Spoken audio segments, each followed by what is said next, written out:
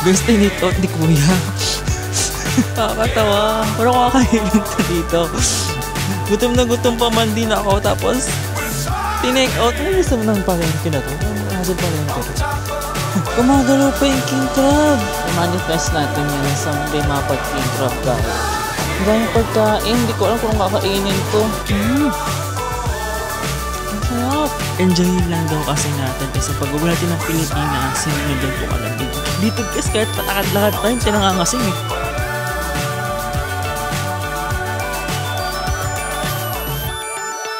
Annyeonghaseyo!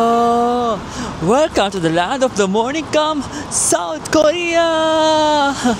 And it's another day and another chance to biyahe. Today guys, it's October 19, 2025 at ang gagawin natin today ay lilibutin natin tong Mangwon area dito sa may Seoul. So, explore natin yung Mangwon Market tsaka yung mga pwedeng gawin dito sa Mangwon area. Tapos, isi-try din natin yung recommend sa atin ng isa sa mga local dito na pinakamasarap daw na chicken dito sa may Seoul. At guys, yung chef daw doon ay retired 5-star hotel chef. So, mag-expect ako talaga na masarap talaga siya, di ba? So, yun. Samahan niyo ako. Tara, biyahe tayo.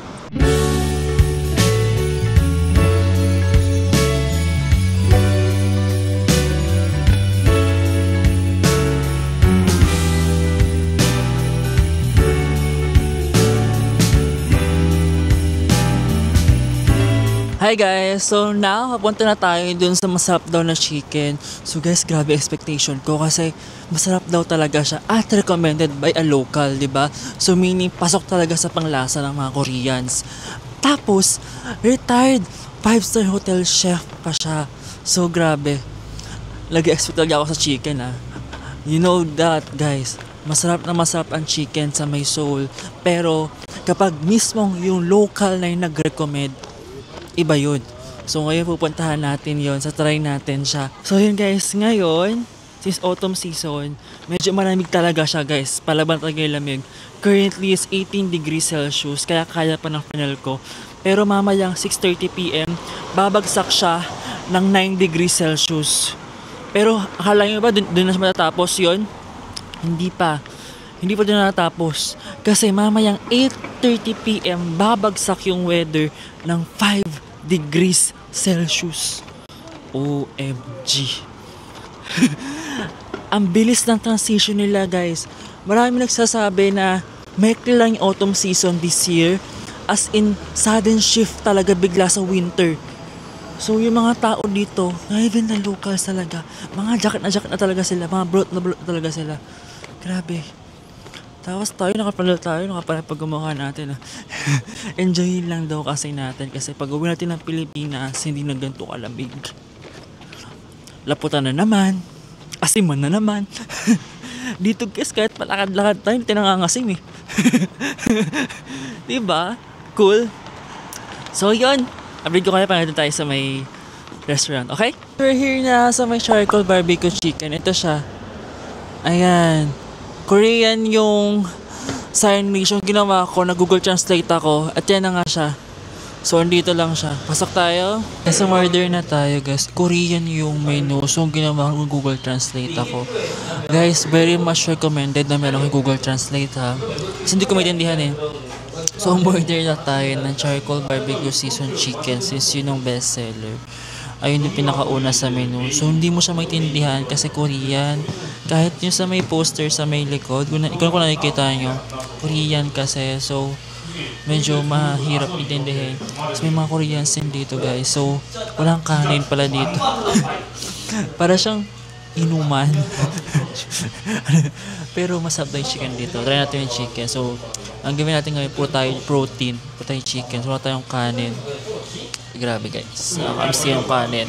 Pero yun, update ko na pa nandiyan yung order natin, okay? Guys, di ko alam kung ako ba yung mali kasi hindi ko sinabi o dahil kasi sa language barrier. Guys, tinake out ni Kuya. Tinake out naman ni Kuya yung yung pagkain ko. So kakainin to. Nakakatawa. Parang kakainin to dito. Gutom na gutom pa man din ako. Tapos, tinake out talaga. Ayan, oh. Parang ang dami. Parang kailangan ko muna umuwi ng hotel. Tapos, dun ko siya kakainin. Ang dami, guys. Oh. Grabe. Ang lala ng servings. So, bali guys, yung charcoal barbecue chicken nila is worth 22,000 won.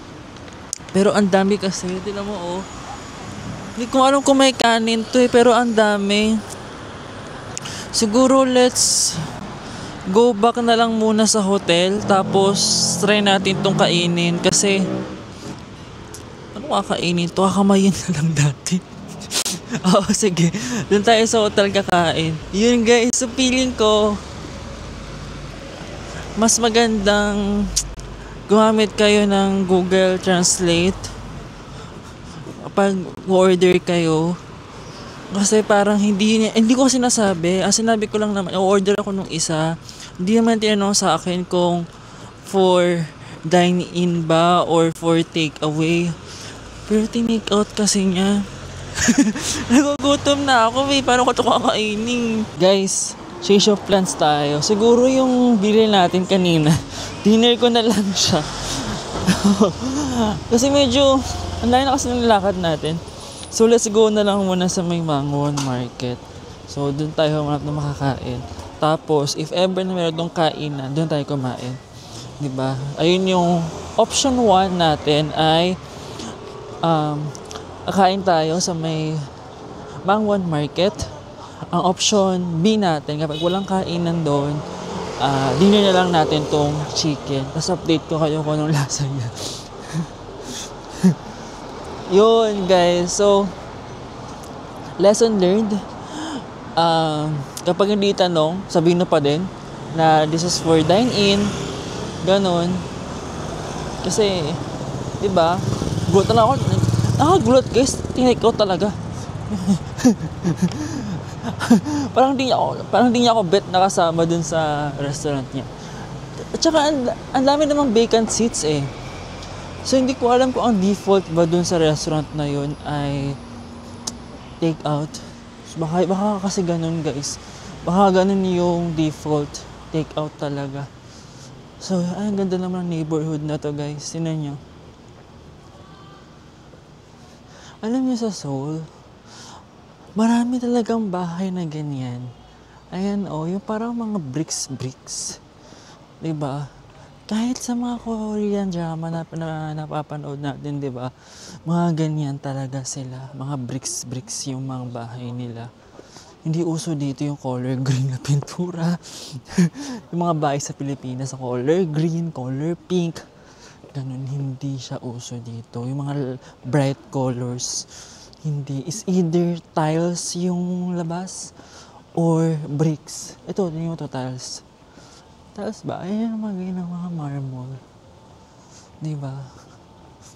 Ganun yung nila, aesthetic nila. Hindi yung gaya sa atin na pintura yung labas ng bahay. Guys, ang baba na energy ko. Yung last na kain ko, kagabi pa. Tapos alas 3 na. 3:30 p.m.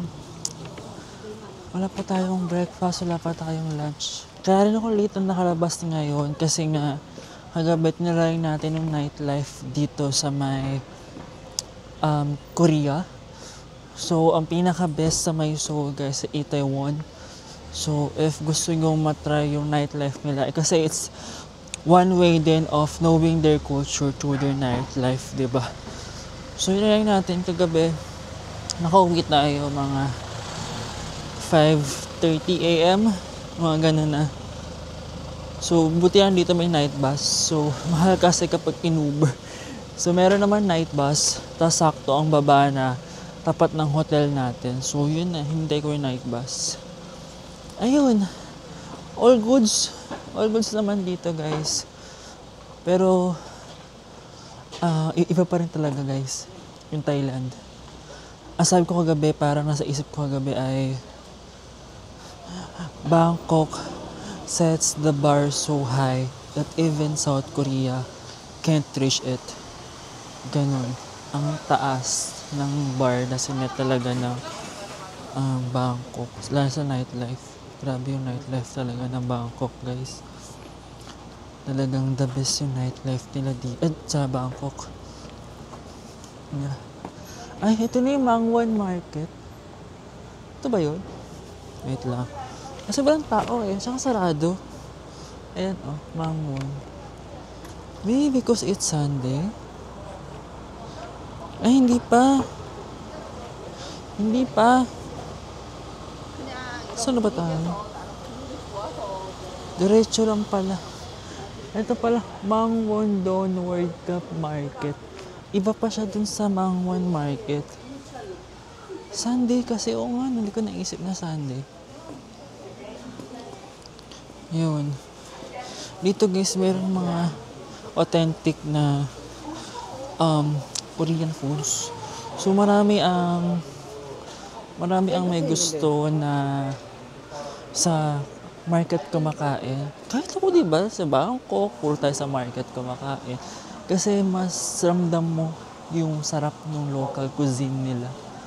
So ito, dito tayo ngayon sa market nila. Grabe yung market nila, sobrang linis. Ang linis naman ng palengke na to. Wala sa palengke to. Tignan nyo guys, sobrang linis ng palengke. Diba? Market ba to? Ba't ganito? Look yung mga isda, fresh. Yung iba guys, buhay pa. Dito sa Mysore, yung mga seafood nila talaga, yung iba nasa aquarium lang talaga, buhay pa, gano'n. Puro dito pagkain. Kasi palengke talaga. Guys, syempre naman, palengke to. So, amoy palengke. Pero yung linis kasi niya, ang linis ng palengke nila, guys. Ay, ito yung puro, Diba? Iba't ibang klase ng kimchi. Ayan. Nagugutom na ako, guys. Ito na. Enjoy the taste of the Mangwon Market. Ito na, guys, Mangwon Korean Market. Ayan. So, may enjoy the taste. So, malamang sa malamang may kainan. Diba? Ayan ang bus nila, guys. Again, kapag kasakay kayo ng bus, sa unahan, pasok, sa gitnang pintuan, labas. Ganun yan. Puro one way yan, guys. It's etiquette nila yon. Guys, ang dami yung pagkain. Gusto ko kanin. Nice, puro pagkain. Perfect. Kasi, ilapit ko lang sa mukha ko, ha? Baka, mainis kayo kasi puro mukha ko makikita niya, guys. Kasi, again, maraming tao. At sa Korea, they value their privacy so much. Ay, guys, king crab, Guys, king crab. Kita nga ba yan? Buhay pa yung king crab, guys. Gumagalaw pa yung king crab. Wow, ang daming king crab. Ito, crab lang siya. Hindi ko kung crab yan. Ito, king crab, Ang dami, ito pa sa taas, Wow. Grabe yung mga king crab. Guys, yung king crab, 75,000 won per kilo. So, kung sakaling 10 kilos siya, 750,000 won. Diba? Hindi natin afford mag-king crab. I-manifest natin yan na someday mapag-king crab tayo. Never ko pa na-experience yun kung ano lasa ng king crab. Ang daming tao, guys. Ang daming pagkain. Hindi ko alam kung kakainin ko. Ayan, puro usually ganyan. Yung mga tteokbokki, yung mga fish cake, ganun yung binibenta nila dito. Ang haba pa, At taas ko lang. Ayan, sa taas. Yun. Ay, ito, parang masarap. Chicken yung dinner natin to, guys. So, mga chicken. Ito Ito. Yan. Oh. Walang tawag dun eh. Gusto ko sana mag-chicken, pero kasi chicken kasi yung ulam natin. Di ba? Ay, ano to? Ay, sa may K-drama, guys, oh. Ayan, oh.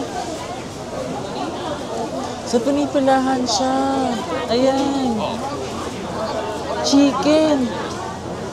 Uy, chicken kasi yun. Parang gusto ko siyang itry. Mamaya, tingnan natin yan. Parang gusto ko siyang itry. Haba ng pila. Yun ang pinakamahabang pila dito. Na-feature siya sa isang series dito. So, sikat. Ang daming tao. Pero kasi chicken. Chicken yung tinake out. So, parang, ano na. Puro tayo chicken. Sabi kasi tingnan nyo yung ano nila. Palengke, may cafe. Ayan, oh. Cafe. Grabe yung palengke, may cafe. Ako kahit, ano siguro kainin natin? Kahit snack lang. Kasi sayang naman kasi yung in-order natin. May hinahanap akong Korean snack eh. Hindi ko maalala ang tawag sa kanya. Pero pa nakita ko yun, alam ko na yun. Ayan, cute. Cream cheese. Parang siyang waffle, pero bilog-bilog. Guys, yun yung... Ayan o, waffle na bilog-bilog. Bilang natin. Bilang na tayo kaya. Okay. Bila tayo ng...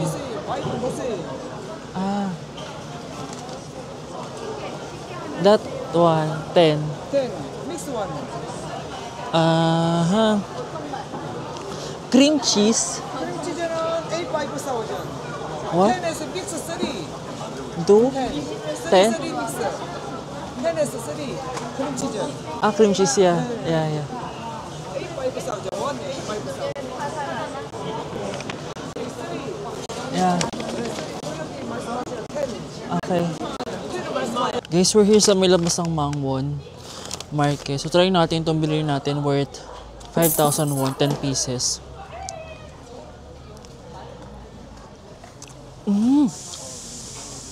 Ang sarap! Ang sarap! Ano to? Red beans.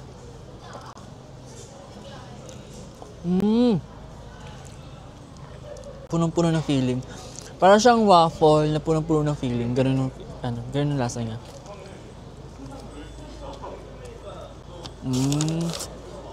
This one. Sana ibang flavor to.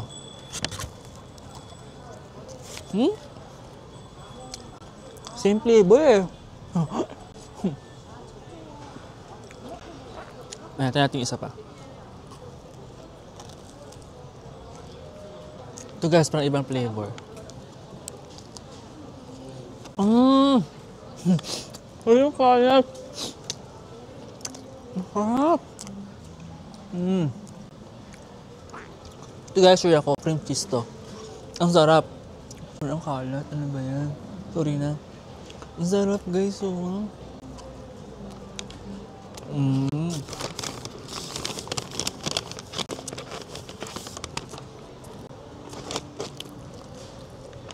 Ito kaya. Sarap pala. Ang gusto ko kasi guys, all 10 cream cheese. Pero nga, because of the language barrier, anong nangyari? Naging assorted. Parang pinapapili niya ako. Ano ba, ano daw dito, ganyan. Eh, gusto ko nga lahat cream cheese. Kaso ngayon language barrier kasi guys. So, ang lala. So, yun. Yun yung nangyari. Grabe no. Parang simula kanina, yung sa may chicken pa lang, language barrier na agad yung problema natin. Kasi ngayon, language barrier na naman. Yan talaga, guys. Cream cheese ulit. Ang sarap.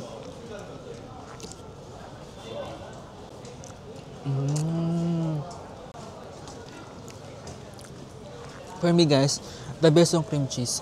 So, kung bibili kayo doon sa may Mangwon Market ng ganitong... Para siyang... Yung lang lutuan niya, guys, parang takoyaki. Pero waffle siya. Waffle na mayroong maraming fillings. Ganun.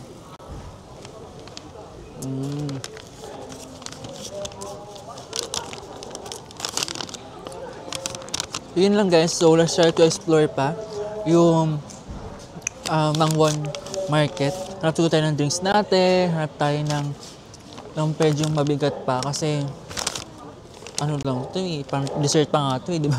Mas una pa yung dessert natin kasi yung pagkain natin, di ba? Ayun lang, sabi ko kaya maya.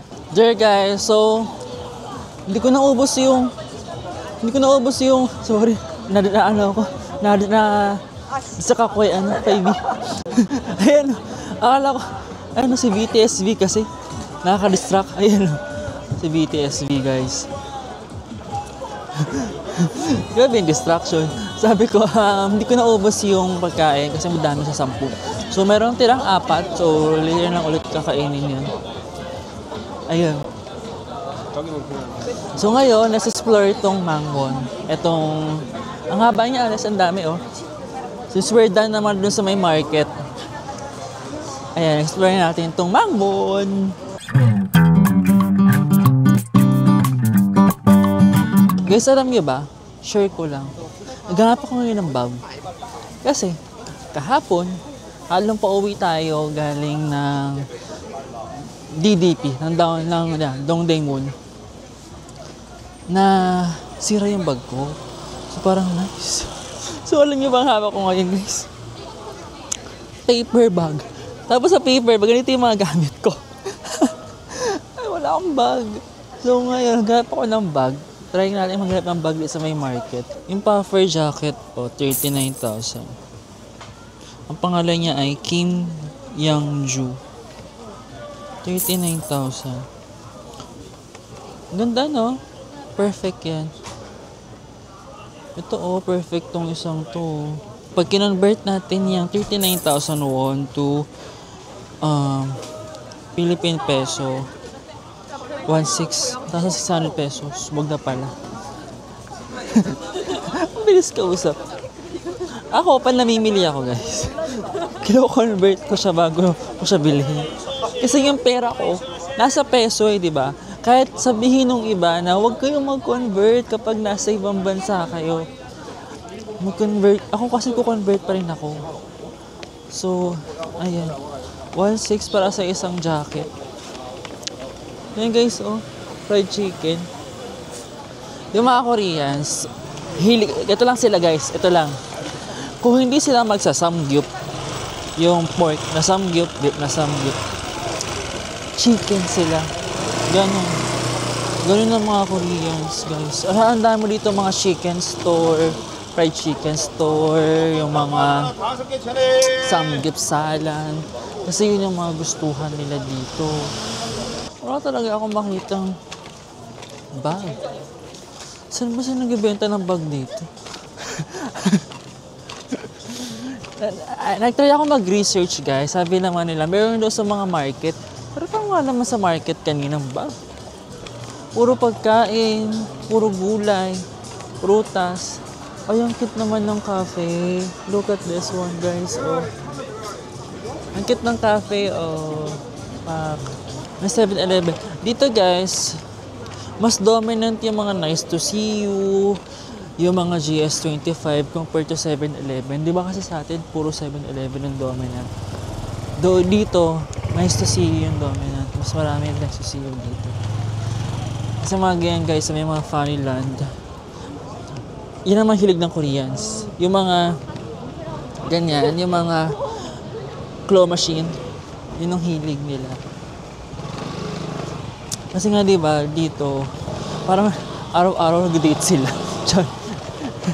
Oo, kaya mga dating spots, ganun. Uy, nasaan na tayo? Bumbreak na ba tayo? Anong station? Mangwon. Ay, so bumalik na tayo. So, andyan na yung hotel natin, guys. Nasa Mangwon station na tayo ng subway. Ayan, Ito yung subway.